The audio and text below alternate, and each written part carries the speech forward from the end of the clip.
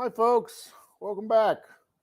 Not a ton of people here yet, but that's okay. It is early in the Mavs party, and frankly, it's been since like early April since I held a Mavs party. I probably would have done one the night of the draft once everything was said and done, but Josh got that taken care of. For those of you that didn't join the recap show that Josh Bowe and I did, I'm doing this from my hotel room here in Vegas, which has surprisingly decent internet bandwidth. I also forgot all my equipment though at home outside of my computer. I had to find a pair of headphones and try to figure out what I'm doing here. So we will. I apologize in advance for the audio quality and for the video quality. My man Leo already let me know that it's not a very flattering camera angle, which is absolutely the case. So if you're new here, if you've never done this before, pinned in the YouTube comments is a link to join the show. I will bring you up here. We will talk about whatever it is you would like to talk about, and then we can kind of go on with our evening. If this needs to be a 15-minute show, that's fine. If we have plenty of comments to make in an hour, I don't have anything to do right now, so that sounds like fun too. I got one guy waiting, and my man Leo right there. So please, pop in here, write questions in the chat. I can kind of try to answer those as need be. I'm looking forward to chatting with people. All right, coming up first is my man Leo. Leo, what's going on? Doing pretty good, Mr. Kirk. Just a quick hot take for some good vibes. Are we maybe underplaying how well our rookies played? Because that Thunder team had some rotation players that had decent minutes last year, and it wasn't like Hardy looked really good. I know some people were complaining online about his efficiency, but it's like he was the only competent offensive player on the floor, and he was getting double and triple teamed. It looked nice. His shots until like the last couple of threes didn't look forced. And as far as offense and defense from Lively, he doesn't know how to set a screen, but that defense looked amazing. Like the fact that Chet could not do a thing against him was nice. Yeah, I think if you're discussing the underplaying elements of it so far, I think it would have to be what you just mentioned about Lively and Chet. Chet is a rookie of the year candidate with how he's played, and I'm really I'm just really impressed by him. I think that there's still a lot of growth for sure, but in terms of an opening, compared to, let's just say, Victor Wembanyama's, like I feel pretty pleased with where he landed. I didn't have high expectations, of course, so that sort of helps it to a degree, but the OMax stuff, I mentioned this in the recap show that I did with Doyle there, but I need to see his game again because I feel like he did a lot. I remember seeing a lot of motion, but I want to see more. And I also want to see it from the angle that I'm frankly used to watching basketball. But I'm very pleased with how everything went. The Hardy of it all, I think, depends on how you feel about Jaden Hardy. I am higher on Hardy at this point than I was with Josh Green. So I'm looking forward to seeing what sort of the way Hardy can raise his game in relation to playing with Luka and Kyrie. Well, I might be drinking the Kool-Aid, but I was really impressed with OMax's ability to guard up. Like the few possessions he had on Chet, like we're all going to be focusing on Chet because it's Chet, but like if you're able to hold up against a 7'1" player and you're 6'8", I'm impressed. Like that's something we really loved about Dorian. The possessions when we had Dorian on Embiid, it like we honestly didn't pay enough attention to it because of how nonchalant we were about Dorian at times. But also like AJ Lawson is if we don't really get another wing signed, is how much of this falls back on we're going to end up moving AJ Lawson to our 15th roster spot and maybe getting another guy? Or is it just too much for you? I have no idea what they're going to do with that 15th roster spot. But I will say, if you're feeling like you said something to sort of lead your last question about drinking the Kool-Aid. Now is the time for that. Like, go ahead, lean in on the bullshit. It's that summer is for having a good time and, prognosticating and getting really hopeful. And, I remember I had a discussion with one guy earlier in the year where he's like, I think Hardy's going to average 20 points a game. It's like, man, it's a lot of points. It's fine though. You're allowed. You're definitely allowed to enjoy this. So, and I think you should. And then for like a final thing, I'm not sure if you've seen what teams have released their roster spots for the FIBA World Cup, but I tried and checked Australia's roster spot, and I saw Josh Green on there. It's on the FIBA basketball website. So I mean, we're not just gonna have one player in the FIBA World Cup. We'll hopefully see Josh Green get a couple. I mean, Maxi's on the German roster. I just don't think he'll play. Like, Germany's deep. Hopefully we get. Oh, is DP also going to play then? Because he is also with Canada, and I think OMax would maybe qualify under. It's a great question. I've not really looked into it. When Meta gets back from her vacation, we're talking about more World Cup coverage for Mavs Moneyball. I'm really looking forward to covering that. Because I mean, we saw what a good outing for your country can do. Not trying to compare Larry Markkinen to Josh Green, but if Josh Green has like a decent World Cup and it's he has some success on the offense and the defense look tightened up, I'd be very impressed seeing what he could do into the new year. Yeah, I mean, Australia's traditionally a pretty deep team.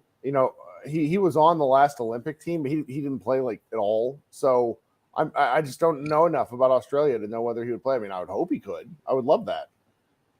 All right. Thank you, Mr. Kirk. Sure, man. Thanks for joining. Thanks for getting us started. Okay, coming up next is Brian. Whoa, nope. Almost kicked you out. Didn't mean to do that. Brian, what's going on? What's up, Kirk? How's it going? It's going. I'm dragging ass a little bit this afternoon, but that's fine. Got to watch a good basketball game. Well, we watched a basketball game. That's for sure. Yeah. Good is definitely an adjective that you could use, but it was definitely fun. I'll say that much. Like, it was really fun getting to see our rookies in action. It was really fun getting to see just the kind of defensive presence that Dereck Lively can have. Because, like, especially at the beginning of the game, he owned the paint defensively. OKC wasn't even going into. They weren't even trying to drive at him. Like, after the first I feel like I feel like they drove at Lively, and then OMax was sort of there as help a couple of times, and it just sort of stymied their whole process early on, which was definitely interesting. Yeah, it was really refreshing and nice to see a team just not, go up against a team wearing Dallas Maverick jerseys and just think, ooh, food in the paint. For sure. So that was really cool. We also had kind of the same thing going on the other end with Chet, but I feel like Jaden actually did a pretty good job at, even when Chet got him at the rim, I think like once or twice. On one time he got him really bad on the right side. I was right there. That one bounced off Jaden's face. Yeah. That one wasn't great, but he kept going at him after that. Yes. And I think he got a layup over him going right in his chest. And I was like, okay, that's a good time that he's not afraid to, go back in after he gets his shit pushed back in the face. I think it's very important because that sort of confidence wavering thing, certain guards, let's just use Green as an example. Like, that happens to Josh Green. He's not the same the rest of the game from what we've seen in the past. They're two different guys in that way. And like, even again, you look at the same game, like I said, once they decided they weren't really going to drive when Dereck Lively was in the game, like they weren't going to get too deep into the paint, right? They just started shooting threes. They just happened to make like 60% of them. If that had been us, our luck is never that good. We were going to shoot threes. They just weren't going to fall. So I'm glad that we had at least a couple guys who still had the confidence to try and get downhill and get to the paint and try and finish. So, yeah, it was fun getting to watch that. It was fun getting to watch Jaden really just be a really effective, just like 3-level scorer, because like his mid-range game we didn't get to see a lot of last year. And he had a lot of really nice pull-ups out of the pick and roll. He hit one off the glass that was about a 10-footer. It's like on the right side. That I don't really know if you want to call that, like what level you would call that, but it's a difficult shot. Yeah, it's not like at the rim. So it's that's a nice in between shot that I think is going to be really important for his game going forward, because last year, if he couldn't get all the way to the rim, it was going to be a 25-foot pull up, and If he hit it, great. If not, it didn't happen. Right. Far more often than it did. So, yeah, no, the improvements in this game, they're really nice to see. I thought AJ Lawson brought really good energy. I thought OMax was just kind of devastating defensively, like on the wing, like anybody that he was guarding, they just weren't really making it 3 feet past wherever he met him on the court. And what he was doing out of the corner, like making corner threes, corner three, there was only one. And No, it took also, two, and both shots looked fine. right, exactly. Yeah, that's my thing. So like he hit one and the other one didn't look bad. It just missed. And then he also, I think he attacked a close. He either attacked a closeout out of the corner or he made a good cut out of the corner, like out of the short corner, and then got that reverse layup, I think. And just like that in and of itself is something that we haven't really had. It took Dorian like 5 years to be able to do something like that. Yeah. Like to be able to score out of the corner that effectively. And if he can do that with any kind of regularity, like we're going to be sitting pretty. And he's going to have to be in the rotation, I'd imagine, because what he does defensively is so effective and so needed for a team that is like really, deficient in big wings that can defend other big wings. So there were a lot of things to like coming out of this game, a lot of things to work on. Dereck Rich Paul's done a really good job of drilling Dereck on making sure, hey, every time you have an interview, you're going to talk about how well you're going to screen. Talk to me about that interview, because I didn't get to see it. I was recording a show. The short one with Sedano. Yeah, wasn't there a halftime interview during the Detroit game? Yeah. So I think I missed a chunk of it, but essentially he was just asking him, how he was adjusting, how he liked it, what he wanted to bring to the team. And Dereck talked about a lot of the same things that he usually does, how he wants to be a good communicator on defense, how he wants to be able to emphasis on because the screening isn't quite there yet, but I think it'll get there. He's got a good work ethic, how he wants to screen for his teammates and get them open and make their lives easier on offense. He did have one thing, though. I think Sedano asked him, I forget exactly how he phrased the question. It was something along the lines of, what's the one thing that you want to really be able to bring to this team, be able to, say that your impact on this team was, if you're looking back on it years down the line.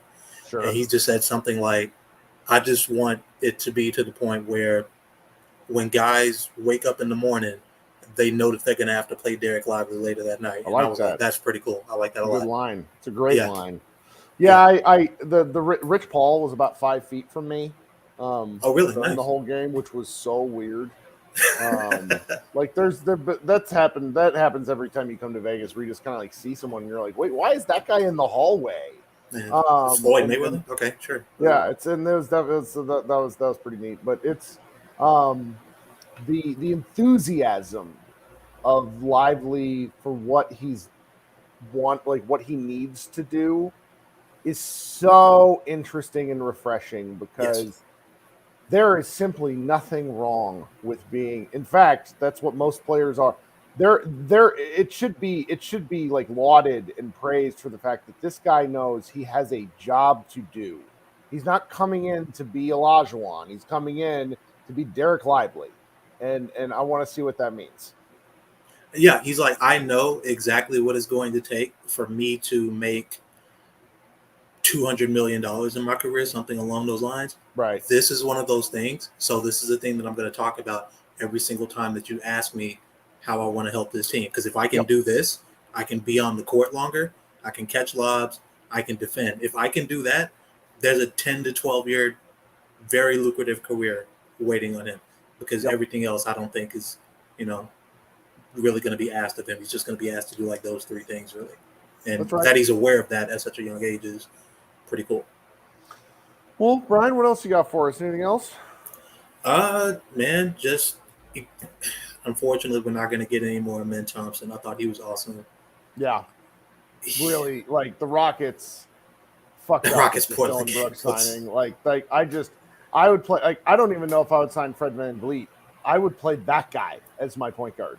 Well, where I think that the Fred signing doesn't matter as much is, and I've been telling people this for like 2 years now, Fred isn't a point guard, so it doesn't matter that they signed him.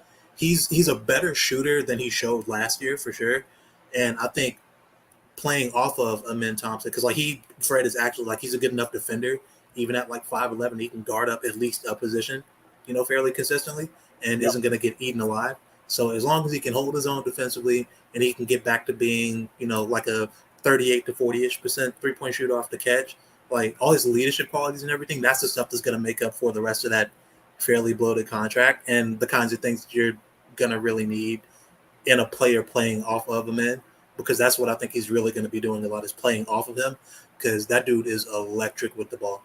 He's going to be so good. He's going to make Jalen Green's life a lot easier. He's going to make Şengün's life a lot easier as like he's not as good a defender as his brother, but he's pretty good. And he's really, really good off the ball, where Şengün's passing talents can really shine, where he has just another great athlete who's good at maneuvering around the court and moving off ball. That's just going to help them out a lot. So the Brooks signing, it never made sense to me, but I guess if they got to spend to get to the cap floor, like you go get another defender for a team that stunk at perimeter defense last year. I just, they better get the league leader in offensive rebounds is going to be the Houston Rockets. Good goal. Yeah, a whole lot of Kobe assists for sure. All right, man. Well, thanks for hanging out. Yes, sir. Thanks for having me. All right, we got let's see here. We got Micah who's going to come up next, and then my guy Brian. Then we'll get on out of here unless somebody else wants to talk. So, Micah, welcome back to the show. How you doing this Saturday evening? Oh, I'm enjoying life, Kirk. How's Vegas? It's nice. This is your jam. This like thousands of basketball minutes and people like. There's just so much because you watch basketball all the time. You're a hardcore fan. So much basketball. So you'd come in and like I'm with my friend Brian. He's on Twitter at Brian J Draft. He just goes over there first thing, like watches like all the games, and it's great. It's great. I had to get up and do something different today because I watched like 6 games yesterday. But this was right. It's a fun time overall. Right. Yeah, I think I watched one of the best women's basketball games that I've ever seen last night. And yeah, I like as I DM'd you back, I did get on Christian like, dude, why aren't you writing about this yet? Yeah. Like, get to it. So talk to me about this. It's something that has to be discussed. I don't know if people that don't really pay attention to the W understand what getting a W on that team is like. Like, if I was to put it in NBA terms, pretty much, the Aces talent is kind of like this with the addition of Candace Parker. Imagine if you took the 2016 Cavs and was able to drop KD on that team and not lose any assets to make that happen. Sure. How scary would they be? Sure. That's the Aces. So, but anyways, I did really like what I've seen from the rookies. I definitely do want them to get more minutes. It looked like it's too many minutes for a bunch of guys that are never going to play NBA basketball, but I guess that's kind of how it goes. That's right. But yeah, I'm really liking what I see from OMax and Lively as well. Like, being that big and not only being able to protect the rim, but being able to guard in space it's a special kind of defensive skill that actually translates. And I think that's something that could be really big in the future. And especially and then you got somebody like OMax that can switch, like can really guard 1 through 4. Yep. Was able to switch between Chet Holmgren and Kassan Wallace. So, I mean, I think they got something special. Like, well, I'm just ready to see how it translates in the future. Good. I mean, I think OMax is going to get they're going to have to fight to keep him off the court. Pretty much, which is great. That's a great problem to have, I think, when you have a rookie, and I'm looking forward to seeing him play. I'm curious what they do with their last 2 roster spots, because they pretty much told Theo that he's not coming back. Yep. And from what Stein is saying, if they can't find a trade to JaVale, that they're just going to stretch and wait. Which that's pretty much it. That's just so incredible to me. It's such like, granted, you know, everybody howled at the contract length at the time, but I mean, for McGee to have been that bad is pretty shocking. But you know, what are you gonna do? But I really don't know what I almost don't want them to stretch and waive McGee. Maybe I'm wrong, because then how long would he be on the books at that point? I Quite don't know. time, Like, I feel like. So I know he has about 12 million left on his contract. Yeah. So I guess it depends on how many years you stretch it. Probably, if I was to guess, probably something like 4. It ends up being like 3 years of dead money. Scott, and- CBA Mavs could tell us this, but I'm tired and I don't feel like thinking about it. Right. Yeah, pretty much. He would end up being, well, I guess Tyler Bay and Tyrell Terry, who just were now off the books this year. Yep. Well, what else are you thinking about this game tonight? I think people are overreacting on Wembanyama's first game. I think it's just when, like me personally, when I'm watching a summer league game, which is basically unorganized, I'm looking more at tendencies and IQ and fluidity, things that will translate more than I'm looking at box score. Like same thing, like if you're doing with OMax and Lively didn't have probably the greatest statistical impact, but if you're using eye tests, you can see the impact that they have on the floor. For sure. He was. I described him in the previous podcast of when the Hornets basically put his man in the corner in an attempt to draw him away from actions, but all that really allowed him to do was play center field, and he basically eliminated half the court. Like it was right. Some of the stuff he did defensively just by existing, because teams I don't want to say they haven't scouted, but like you've watched enough to see the kind of scary stuff he can do, the lateral movement, the helper type stuff. Yeah. It's nuts. Yeah, he recorded. I think maybe it's because I'm so much of a defensive nerd. It kind of upsets me whenever they show box scores that they don't also show defensive box scores. Like they'll point out his percentages and things like that, but they're not showing the fact that he had 5 blocks in the game. Yep. You know what I mean? But yep. Well, man, thanks for joining us tonight. Oh yeah, thanks, Kirk. All right, talk soon. Okay, coming up next is Brian, and then we have Brandon waiting. So we're gonna go Brian and then Brandon, and then I'm gonna get on with the evening. Brian, what's up, big guy? How's it going, Chief? Is this the Case and Wallace post-game show or what? It can be if you wanted to, because I mean he was so fun to watch, and you know it's. I don't necessarily think he's going to be the kind of guy where it's like, oh man, I wish we would have taken Case and Wallace, because Mavericks have too many guards. But he's a damn fine basketball player. Oh, that death lineup with Case and Wallace, and in the Slack, I told Matthew, I was just like, I think they're going to add him to the starting 5. I think. I mean, Shea and he would be fearsome. Yes. And now the thing about Wallace is what people don't understand. He's not tall. Like, he's the ideal player, like we all want Josh Green to be, because he plays bigger than his size. Right. And he has just a better, I guess, he just has a better sense of the ball. And like, go back, I did the profile on him. I think he had freaking 63 steals as a freshman, and he only was behind, I think, John Wall and Rondo. So he's got a nose for the ball. And I mean, the thing about it is we didn't even really get to see him in his bag, because he's like a sniper in the mid range, but he was just killing it from. And the thing is, I think the majority of his threes weren't even from the corners either.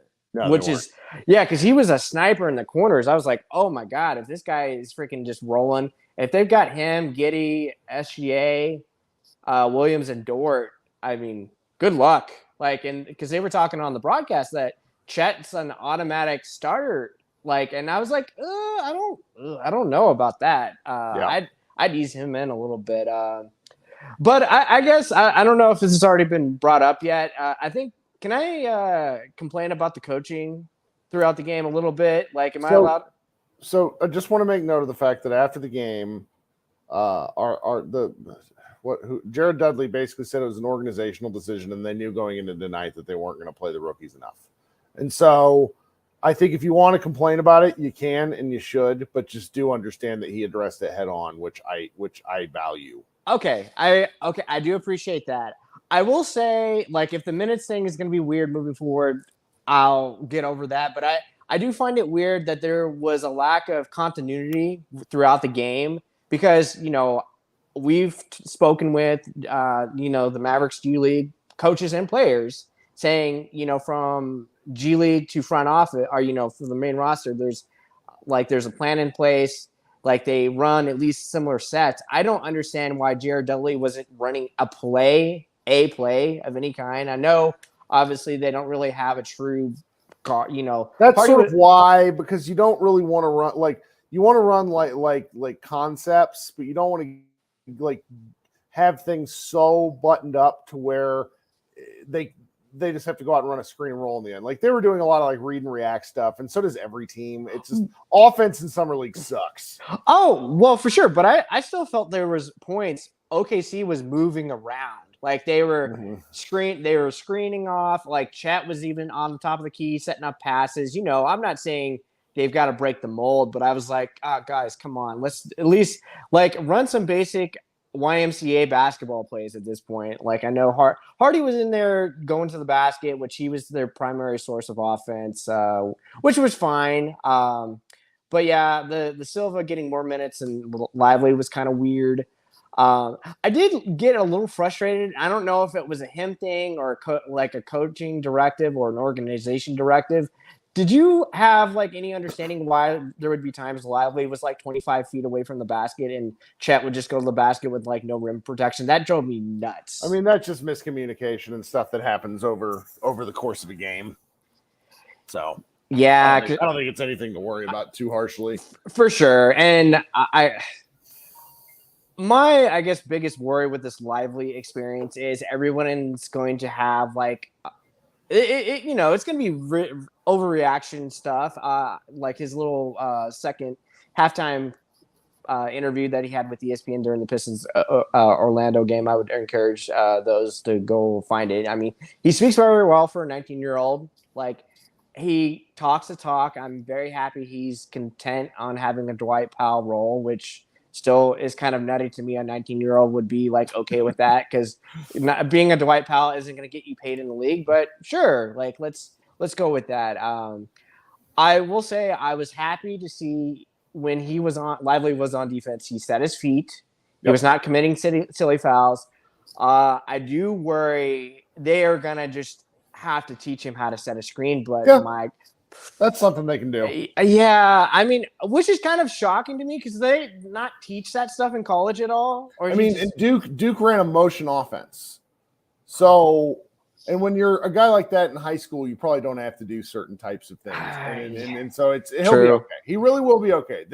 Screens are a thing someone can actually learn. You just have to commit to it.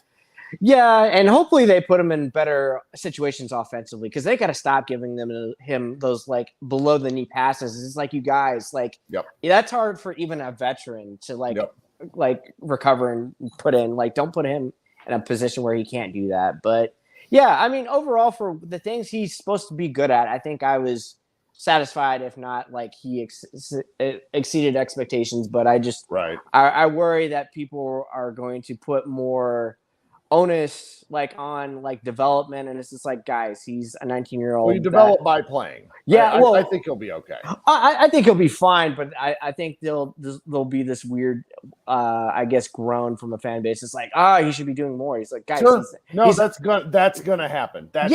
So you just kind of got to deal with that. Yeah. Would have liked to see some Walker minutes today. I don't know what Dudley was doing. He was just we were just seeing a lot of Chris Silva. Yeah.